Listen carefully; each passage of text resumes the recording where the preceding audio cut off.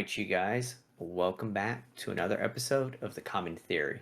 And as always, I'm your host, Gatorbait, along with my man, Puzzlebox. And yeah, I'm pretty excited to be here with you guys. We got some pretty good things, but before we get to our topics, let's how you been? How you been, bro? How's things been treating you? Not too shabby. Had a nice spring break. Spent a lot of time with the family. Went roller skating for the first time in like 20 Roller years or skating? something. I don't know. It's been a Holy long time cow. since I did that, but that was fun. How have you been? Bro, it's been wild here. Our weather's been on and off. We just had like this crazy storm that came through Florida. I mean, it was just like tornadoes and all sorts of wild stuff. But, Yeah, we you know, got snow on the ground up here. It's dude, great. really? Yeah, it's so cool. Yeah. Yeah, well, that's not what we have here. I think it's like 84 outside right now. So, Bro, something like that. Something I like that. wish. So, but let's dive into the stuff, man. So we're here for you guys today. We're gonna be doing a small tournament wrap up, kind of talking about like what we saw, what our experiences were, and kind of go from there. I'd like to do a little bit of a. We were both in the event this time, and we're gonna do like a little breakdown of like Puzzle's experience of like what his matchups were like, and then my experience of what my matchups were like, and hit you guys with that. But with that said, let's dive into the wrap up for the tournament. The winner, if you guys did not know, was TPI. Very exciting to see this. And it is a just kind of, stop other players from playing the game. Very simple, very straight to the point. Value town without a shadow of a doubt. Um, the coolest thing I enjoyed about the tournament was the average games were turn 9, which is very, very cool.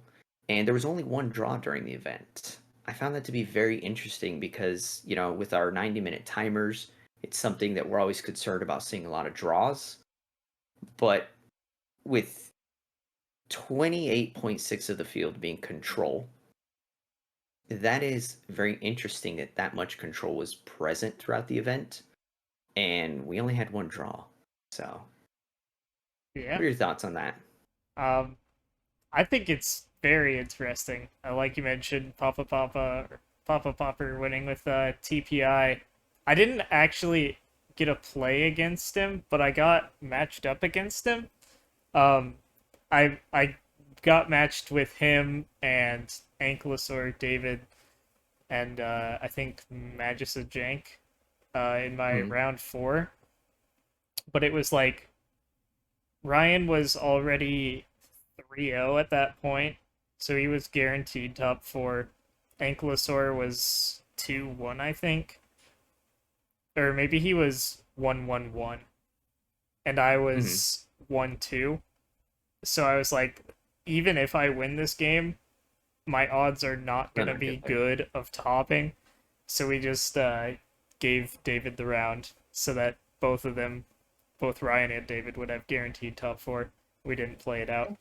Um, so I really only played 3 rounds, but every pod I played in, I was playing Malcolm Breaches, so I was a control deck, and there was always one other control deck at the table with me, which was a very interesting tournament experience. Um, Yep. it was very hard to combo off in like any of the pods. Um, the game that I won through just damage. I did throw my round two, as you know. I got paired we'll up with we'll you, get to that. and We'll get to that. We'll get yeah, to that. but Yep. I actually could have So, comboed that game, but only because like that game was just so grindy, and it got to a point where people were tapped out, and I could have happened to have gone for it. But I think that's realistically the only game I played where combo was a viable option at any point. yeah. I mean, it's really nice to see that a lot of these different decks are coming out of the woodworks. So that makes me very excited. But let's kind of break down our experiences, and I'll start it out. So I was playing Azure Oddsmaker, it is a has a lot of hand destruction, and it kind of just pokes you to death with a bunch of these smaller creatures that are unblockable that are getting into damage for Azra, right? I was kind of demolished. So my round one was a mode of 4. Pretty risky game overall. But I was paired up against Yami. So in seat 1 we had Abdel Black.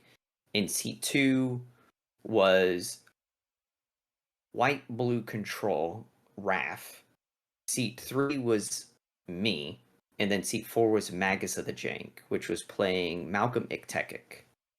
The game was essentially unwinnable for almost all of us but Yami. The game's dynamic was Yami led with a turn 2 hand destruction creature, and I led with a turn 2 hand destruction creature. So by turn 5, no one had a hand, and the game just went downhill from there because Abdel's top decks were just like yellow slamming Gray Merchants into Nadir's Nightblades into Abdel's, and we were like, yeah, cannot win this game. So we get destroyed. It was a rough one. Round 2. That's you. Yeah, I was paired against good old Puzzle here. It's been a while since we've played against each other in the tournament setting, so that was nice. Uh Another just kind of unwinnable round for my Azra. Like I have the hand destruction, I'm doing the thing, but the deck can't provide a clock to end the game fast enough. I'm trying to race decks like Malcolm Breaches and all these other decks that were there at the table with us, and I just can't. I can't take you out without having to take out the other player, because if I kill you, you can't stop the other player at the table. And then if I kill them, you just win the game. So there's this dynamic that I have to equally hit everyone, and my clock is just so inherently slow that I can't do it. That was a rough one. I actually win that round, but I don't win it on purpose. Essentially what happens, I don't know, you want to explain it a little more? Sure. So it's funny because like the day after, I saw the pals on Twitter talking about how good of a card Fireball is. I was like, have I got a story to tell you guys? Um, Effectively, I think the Malcolm Iktekik player died. Mhm. Um, and then like you were pretty much tapped out, and so was the other player at the table. I think it was it um Malcolm, was that the Malcolm Togo pod? No, that wasn't Malcolm. I don't even Okay. remember the other two Um opponents, I'll be honest with you. I know I played one Uh, game against, yeah, no, that couldn't have been that round because my round 3 was yeah. that. So I don't remember who else was at that pod. But one of the players died. You were pretty much tapped out, and so was the other player. Oh, was that Oh, with that was Aaron on no, Conrad? that was no, No, that that was was my our round Abdel 1. pod. That was our Abdel pod. Oh, yeah. Yes, so it was Abdel in seat 2, Dargo Keskik in seat 3, and I was seat Yeah, 4. yeah, Dargo Keskit So died. Dargo Keskik was the deck that I was bullying at the table, trying to keep it gone, and Abdel was doing a good job to help me. Hmm. I remember now. Yeah. So And like, and I, so both the other players were pretty much tapped out, and it got to my turn, and I was like, oh, I can combo this turn and win, but there's a known, it was Abdel Red, and there was a yes, known lightning bolt in his hand that he had gotten back with an Archaeomancer. But he only had one mountain available, so I was like, alright, I can combo, so I'll go to the battle phase, get in my damage, into the battle step, boomerang the mountain, which was a brilliant play by me, must say. So that gets bounced. I go to my main 2, and then I realize that you're at 6 life, and he's at 5 life, yep, and I have a fireball in my hand, and like a boatload of mana. So I'm like, well, I could do my combo, or I could just not risk like a snuff out from you, like taking out Yep. my guy or something, because I have no counter spells. I can't protect my combo at all. So I was like, well, instead of that, I'll just cast this fireball where X is 6 to deal 6 damage to both their faces and just win the game. So I go, alright, X is 6, 1 to choose 2 targets, and 1 for the red. 8 mana. Deal 6 to both your faces. Turns out, Fireball splits the damage between the targets. It does not deal X damage to both targets. And I did not remember the card doing that and did not fully read the card. So I threw the game, dealt 3 damage to both of you, and then had like enough pinger damage to kill Abdel. Abdel Yeah. whenever because they forced me to kill them because they tried to kill me in combat. As soon Yep. as I passed the turn, I was like, well, I'll kill you, and then that left you at 1, and then I just died because you had enough combat Attackers. damage to get Yeah. through, and then you were at a point in the initiative where you went into the trap and killed me. So I survived Yep. the combat and then died to the trap, which sucked. But Yep, yeah, I very much threw that game. Felt pretty bad. Yep. So it was, I mean, you were afraid of Thunderclap snuff out. Like, I get you were afraid of a few things. So it makes sense. But yeah, that was your game to lose, and that happened. So that gave me my one Yeah, that game was accidental win. unlosable for me, and I lost it. Yeah. So Yep. And that was my one accidental win that I don't even deserve. Go to the next round, get just curb stomped. I don't even remember it. It was just such a bad game. All I remember was I lost horrendously, and I was like, yep, I'm going to the next round. I'm going to play it to the bitter end. I get to my next round. It's against Abdel Blue and Killian. It's a 3-person pod.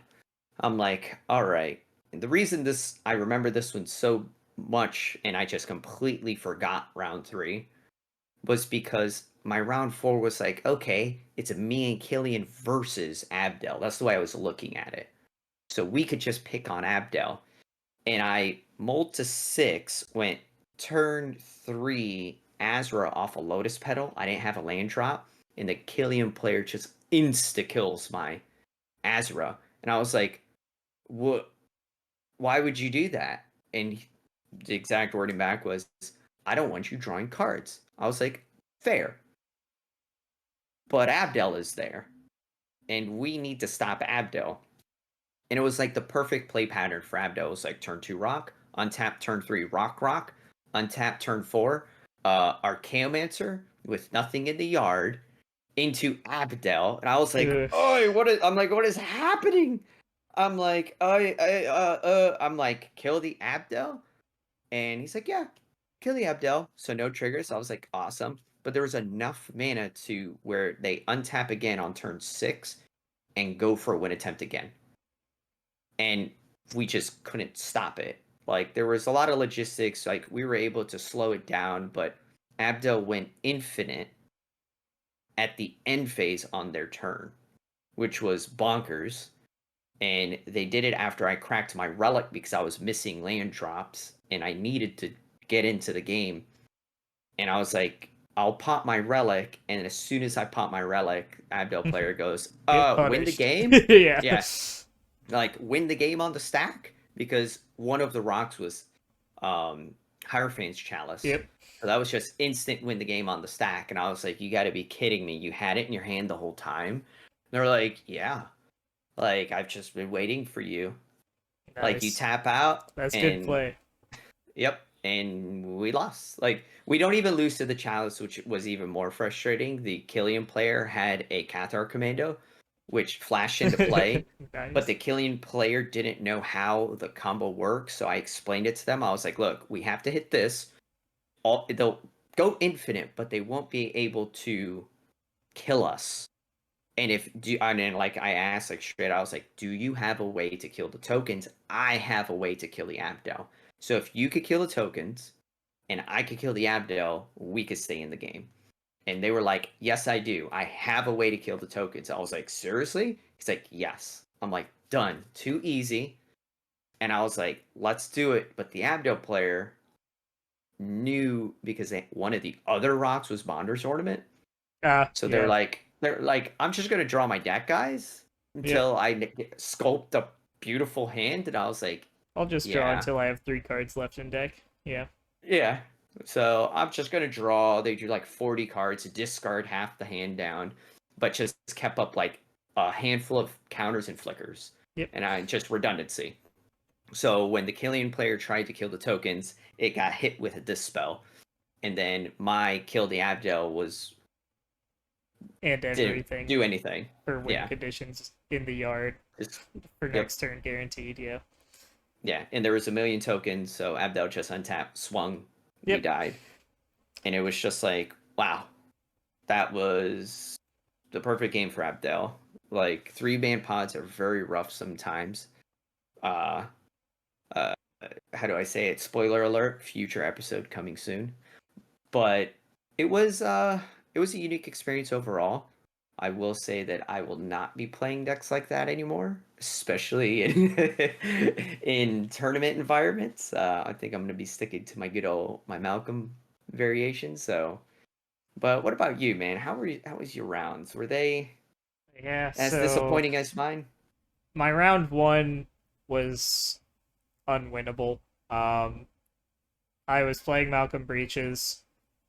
My opener, I think, was 3 lands and some stuff on a Molda 6. I was like, yeah, this is keepable.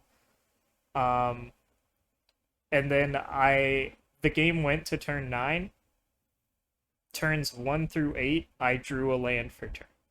Um, so Jesus. just actually not much I could do. I got my breaches out. I got 3 cards off of breaches, 2 of which were lands, and 1 was a defile. Um, so 3 whiffs off of breaches. And then my That is turn rough. 9 draw was a fiery cannonade. With like a Sir Conrad established, and my life total was low. And I was like, well, yeah, um, I lose. that's the game. Sometimes you just die to variance. Game 2 was the one that I really should not have lost, but I did because, yeah, turns out taking a break for 3 months for Magic and then coming back. It's hard. Sometimes you forget the exact wording on a couple cards. But I think I played game 2 pretty well up until that point. Um, there was one point specifically that I know we actually talked about before we started recording, but I felt really good about gameplay wise. Was I had my Malcolm out, and the Dargo Casket player tried to take control of it so that they would have enough sack fodder for Casket, and I just Yep. bounced Casket in response. And then they didn't have a way to get rid of the Malcolm, so the Yep. Malcolm was just kind of there, and I got it back, so that felt really nice. And it also set him back a lot because Casket provides so much card advantage. So not only do you Exactly. lose the opportunity to play him that turn, but they had already like basically tapped out to take control of Malcolm, so they couldn't replay Casket that turn. Then had to wait another turn to play it, and then wait for Summoning Sickness, and it sets that deck back so far. Yeah. Um, and then yeah, I just screwed up the end game, which sucked, but I still felt very good about the deck. Um, After that game, I was like, okay, well, it's my fault, not the deck's fault. Yep. Um, and then round 3, I ended up winning after I played. I actually played game 3 like garbage. It was so bad. Um, Oh, my game that's decisions were solid, but I just forgot so many triggers. I mm, missed 2 draws off of Monarch, and I missed 2 draws off of Candlekeep Sage. So I missed four Jesus. draws that game. Um, but I was in a position that was pretty much unlosable. Because I was in seat 1. Seat 2 was one more game Chris on Malcolm Togo. Or no, I think I was in seat 4 that game. I don't remember. I was in seat 1 in our game. I was in You seat were in C1 4. in our game. Yeah, I Yep. was in seat 4 that game. So seat 1 was the non Malcolm deck. I don't remember what it was because, it's the 3 Malcolm pod. That's all I remember. So there was something in seat 1, and then it was like seat 2, Malcolm Togo, seat 3, Malcolm Iktekik, seat 4, me on Malcolm Breaches. So, like, we're all scared of Iktekik because all of our Power. Malcolms sacking the treasure will pump the Iktekik and the Golem team. Yeah.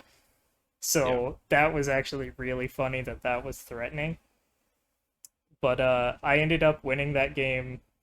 The winning sequence was really funny because that entire game was an absolute slog because of Togo.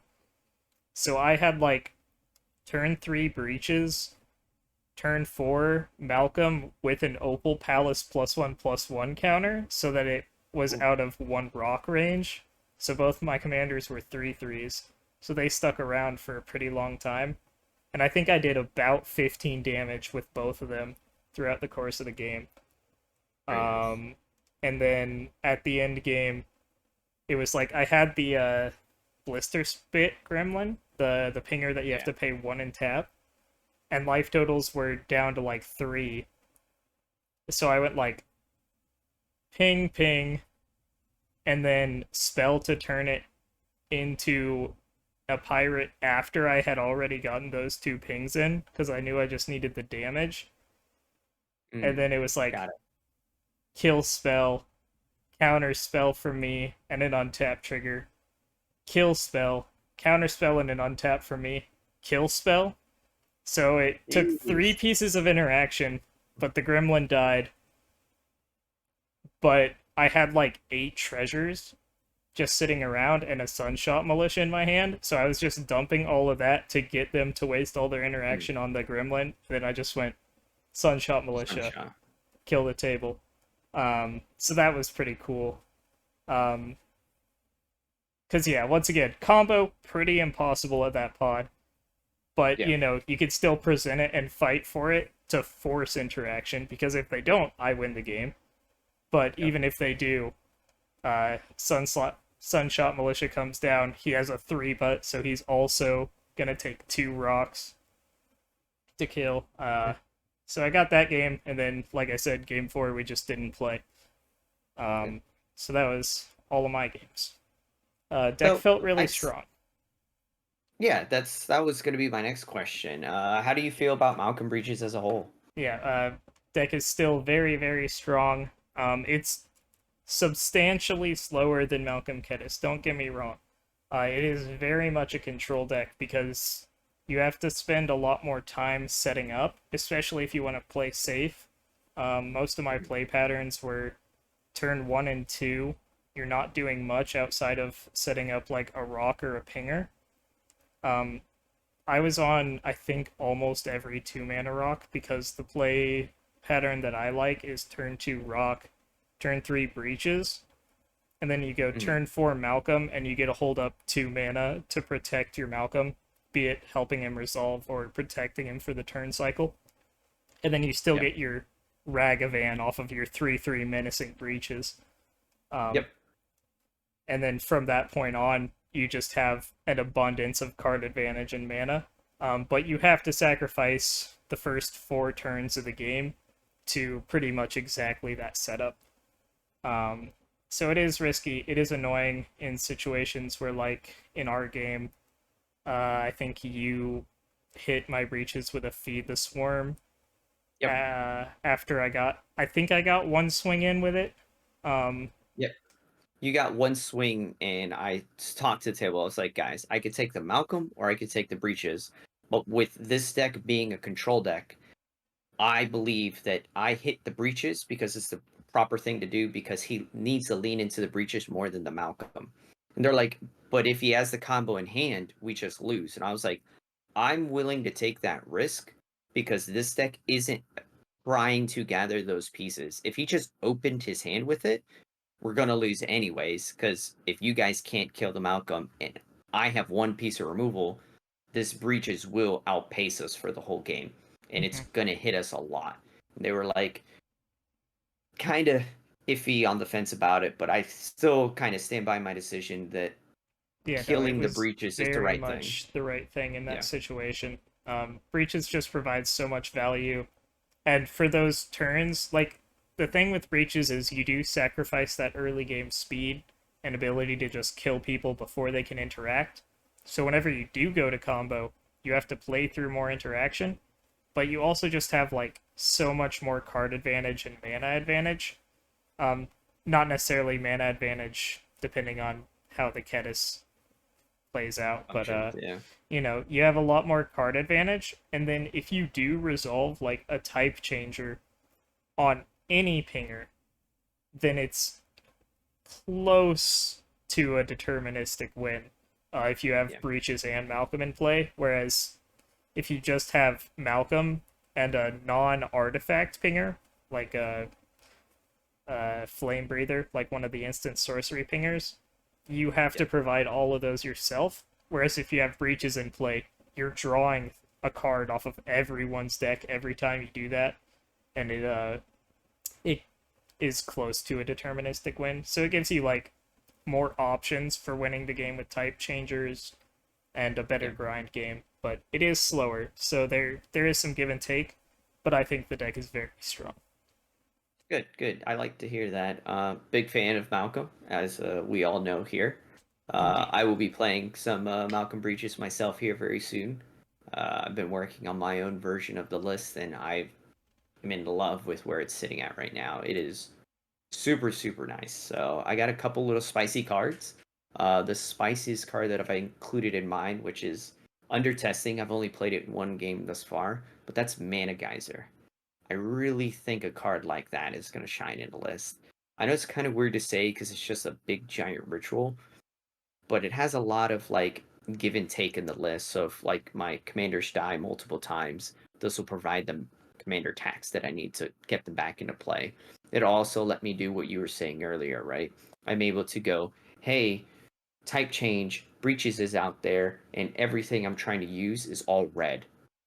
So it's like just dump a bunch of red mana, giant ritual, similar to like a high tide, right? I'm kind of using it like a pseudo high tide just to dump all this mana and push for a win.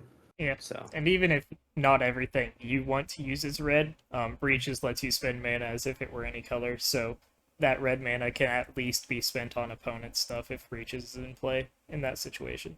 But how is Azerod's Maker? What are your thoughts on that uh, one? um outside a tournament setting, the deck is much better. Uh in a tournament setting, I cannot provide a clock as effectively. There's a lot more, what is the word? More established decks in tournaments. And I believe it kind of shows in the data as well. I believe like Blue Abdel was 50%, Black Abdel was 50%. Like all of I these were can like pull that it in the up real tournament. quick, but yeah. But like all of those decks that you don't see too often now on the outside show up to the event and were just as consistent as they always were. Same thing with Malcolm Kettis, same thing with Malcolm Breaches. All of them that showed up were like that. Same with TPI, right? And it's kind of one of those things where Azra just, I hate to be this guy, but I really just don't think it could compete. I was unable to provide a clock. And the game that I was in for round one against the Abdel player was just, I was doing what they were doing, and all I did was allow them to win the game, which was like really disheartening to play. Where I'm like, I'm just making this player win the game by only playing my deck. I wasn't even like, I was trying to kill everything they did and take so many game actions, but me just playing my strategy the way the deck is built just allowed them to just destroy us.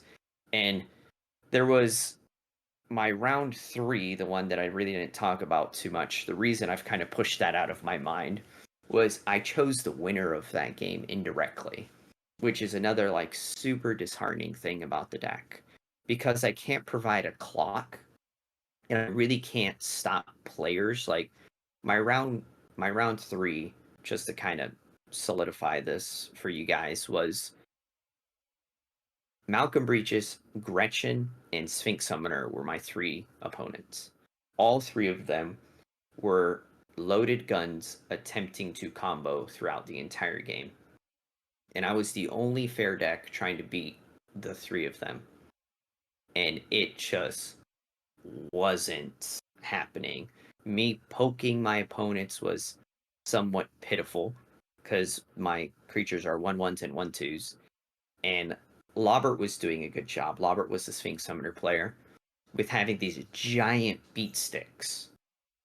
But the problem was there were many situations where Lobert turned to me and was like, well, I'm going to hit you since you're still at like 30 life. So I would start killing his giant beat sticks. And that made it to where I couldn't take out like the Malcolm or I couldn't take out the Landon Tapper. And it just kept leading to this play pattern to where if I stop one player, the next player in turn order will win the game. And that's pretty much what I did. Lobert went for a win attempt. I stopped him. Next player won the game. And I was like I was super mad at myself because I hate it when that happens where you're like, if I stop this player, this next player is going to win. And to be fair to myself, I didn't truly know that the Gretchen player was going to win, but they had so many cards and had taken no game actions and didn't do anything to stop Lobert from winning. And I was just like, I should have let Lobert win that game Mm, because, that's a well, tough one, but I don't think you can just let someone win the game if you have the ability to stop them, even if you're pretty sure someone else is going to win immediately after, unless it's like yeah, public knowledge, and even then it's see, like then it's a really yeah, hard decision. But if it's not, it's like you might as well take the 1% chance over the 0, right? yeah. I mean, that's how I'm looking at it. Like, I truly didn't. It wasn't public information that Gretchen had the ability to win, but when Gretchen has like 11 cards in their hand, Yeah, like it's the, the, 99, the but it's not odds were 100 like, versus the win on the yeah, stack is 100. yeah. So So it was a weird thing. Still feel off about the situation as a whole, but it was what it was. And then Gretchen won the game, and it was just that was the scenario that the deck presented to me every single round. And it was, I mean, it was the same with you and my pod, right? Like, I could not beat the Abdel without you, and I couldn't beat you without the Abdel there. And it was yeah, just one of those games where I'm like, this is not good. I don't So, know. I think Azra shows like a very specific problem that that mid-range deck has in the fact that like it has great card advantage, and it's very possible for you to be able to like control the table to an extent, right? Like you can usually deal with a combo player, um, but the damage output in that deck is just so low that it kind of has a problem that obviously we've talked about before, where it's that deck's never dealing 90 damage. Like yep. it's just not feasible when you're sacrificing creatures in your deck to be 1/1 unblockables or things of that nature if you're going that route, or just evasive creatures in general. It's just so hard for you to actually deal that damage, even if you are controlling the table. That control takes resources, and Yep. it's just not feasible to win the game without someone else helping you out. Is my opinion. Yep. No, you're not wrong. So, and I'll kind of prove kind of what you're saying to an extent. So, that match against Lauber, I had everything. That was like the one game where my deck was like everything was going perfectly for me. The three combo decks were forced to fight against each other. I was getting in damage. No one ever wanted to kill Azra because it was just like a garbage creature to the table. I had 7 cards in my hand the entire game, but I went to play Grey Merchant, which is the biggest bomb in that deck. Played it once, got countered. Brought it back to my hand, played it again, got countered. Tried to play it again, got shred memoried out of my yard. Never resolved. If it resolved one time, I could win that game. But once again, in a tournament setting, I'm against 3 blue players. The Die. chances of that, Every time. yeah, resolving, it's not. And it just, I think the first time I tried to put it into play, I think the devotion would have been like, I think it was 9. So I had a Liliana Spectre, 2 more little hand destruction creatures, Azra, and maybe a Blood Fountain. I don't remember, but it was a lot. So like it's never resolving against 3 blue decks, right? And it's gonna pull the interaction out of their hands. And if the next player is gonna be able to combo, I just pulled the counter spells out by a with a 2/4 that just, I mean, it would have done like 18 damage, right? Mm-hmm. So, sure, a ton. Actually, it's 27 damage to be correct, but that's an absolute metric ton. But none of the 3 decks cared about my life total anyways, so I could have started at a million life. Would have been irrelevant anyways, right? Yeah. So I don't know. It's makes me sad. I put Azra down. Will not be playing it anymore. Uh, it was a failed experiment. Um, Fun while it lasted, but yeah, time to move on. Yeah. To go back to one of your points that you were talking about earlier about like established decks, I have a there's a data dump from Bodarn in the Sanctuary Discord server. If you guys aren't in there, you can go in there and check it out. He's got all kinds of graphs and analysis based on the data compiled from the event. Um, and here's a list of like the highest performing commanders. This one is based on a minimum of 1.5 games played and a 25% win rate. So basically, every deck that performed on par for what you would expect for a deck, right? In our format. We have TPI at 80% win rate. Abdel, Agent of the Iron Throne at 50%, along with Abdel Sword Coast and Wilson Far Traveler. So all of those had those 3 had 4 games played, 2 games won. So someone went 2-2 with all of those. Malcolm Kedis had 5 games played at a 40% win rate. So Malcolm Kedis player went 2-2 and then was in the finals. Breaches Malcolm Breaches and Gretchen both had 8 games played and 3 games won. So like I went 1-3 and then the other Malcolm Breaches player went 2-2. Same with the Gretchens. And there's also Mystic Enforcer on here who had 1 win and 2 losses. So they dropped round 3 and made it on there. But those are the decks that performed. And yeah, like you were saying, there's a lot of established decks on here. The only ones on here that I would not call established are Wilson Far Traveler and Mystic Enforcer. Everything else is kind of the things that we talk about on the tier list and see showing up to these events repeatedly. And the decks that So people are generally scared of, I'd say. wasn't Sir Conrad on there as well, if I'm mistaken? Um, Not on here. Yeah. Oh, okay. Because I know there was a Sir Conrad in the finals, which it went 2-3. Hmm. Oh, So was there a second Sir Conrad player, maybe? there were 2 Sir Conrad players. Oh, Then, so the then losses if they averaged went like together. 03 or 04, then it wouldn't show up on here. Got it. Yes, that's what happened. Okay, that totally makes sense. Well, yeah, I mean that kind of just shows like the power in these Abdel decks, right? Like that was all based on percentages on who got to the finals, right? Yeah, So like Abdel any of those good, players. Malcolm good, Gretchen good, TPI good. Yep. Yeah, like is it as good? Yep. Turns out Yep. I Those decks think are is good. it was also the most winning color by far. Yeah. I don't know if you guys can see this at all Oh, they can there. see it. But Oh yeah, it yeah, shows. that's the top one is it at like almost a plus 15% to its representation. and the second highest was Selesnya at almost plus 5%. So Yeah, pretty wild. very, very large difference there. Um, Very is cool. it performed very well? Well, I mean, I think that's kind of it, you guys. Hope you guys enjoyed this tournament wrap up. We're going to be doing a few things. We got some spicy stuff coming up. I'm going to hit you guys with a little bit of a spoiler. We're doing a where the meta is going from here next coming up here soon. And we have a few requests in the works as well that we're going to be working on.